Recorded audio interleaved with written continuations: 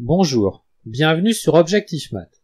Dans cet exercice, on considère E un espace euclidien de dimension finie n supérieure ou égale à 3.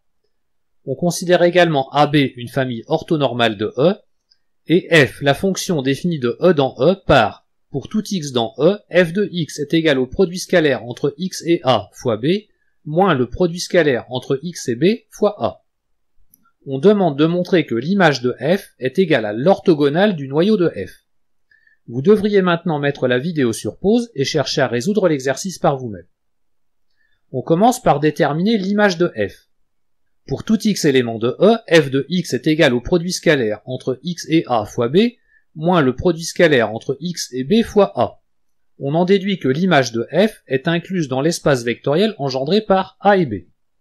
Mais f de a est égal à b, et f de b est égal à moins a. Donc l'image de f est égale à l'espace vectoriel engendré par a et b. Nous allons maintenant déterminer le noyau de f. La famille AB est une famille orthonormale, donc elle est libre. Si on considère x un élément de E, f de x est égal au produit scalaire entre x et a fois b, moins le produit scalaire entre x et b fois a. Et donc x appartient au noyau de f si et seulement si le produit scalaire entre x et a et le produit scalaire entre x et b sont tous les deux nuls.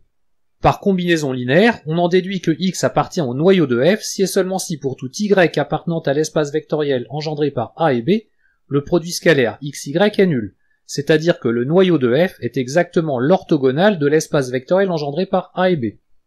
Autrement dit, le noyau de f est égal à l'orthogonale de l'image de f. Nous allons voir une autre méthode en vérifiant que f est une fonction antisymétrique. F est bien un endomorphisme de E, et si on considère x et x' deux éléments de E quelconques, f de x est égal à x scalaire a fois b moins x scalaire b fois a. Donc le produit scalaire entre f de x et x' est égal au produit scalaire entre x et a fois le produit scalaire entre x' et b, moins le produit scalaire entre x et b fois le produit scalaire entre x' et a. Et f de x' est égal au produit scalaire entre x' et a fois b, moins le produit scalaire entre x' et b fois a.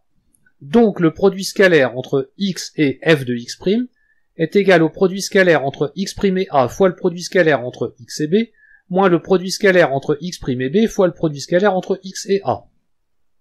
On a donc établi la relation pour tout x et x' éléments de E, le produit scalaire entre x et f de x' est égal à l'opposé du produit scalaire entre f de x et x'. C'est cette propriété que l'on traduit en disant que f est antisymétrique. Grâce à ça, on va pouvoir vérifier facilement que l'image de f est égale à l'orthogonale du noyau de f. On va commencer par vérifier une inclusion en considérant y un élément de l'image de f quelconque. Il existe donc x un élément de E tel que y soit égal à f de x. On peut alors écrire que pour tout élément k appartenant au noyau de f, le produit scalaire entre y et k est égal au produit scalaire entre f de x et k. Mais grâce à l'antisymétrie, ceci est égal à moins le produit scalaire entre x et f de k. Mais comme k appartient au noyau, f de k est nul. Donc le produit scalaire entre y et k est égal à moins le produit scalaire entre x et 0 qui vaut lui-même 0. Ainsi on a montré que y appartient à l'orthogonale du noyau de f. Et on a prouvé que l'image de f est incluse dans l'orthogonale du noyau de f. Mais grâce au théorème d'Urant, la dimension de l'image de f est égale à la dimension de E moins la dimension du noyau de f, qui est elle-même égale à la dimension de l'orthogonale du noyau de f. L'image de f et l'orthogonale du noyau de f ont donc la même dimension finie. Comme l'un est inclus dans l'autre, ils sont nécessairement égaux. Voilà, cette vidéo est terminée, à bientôt sur Objectif Math.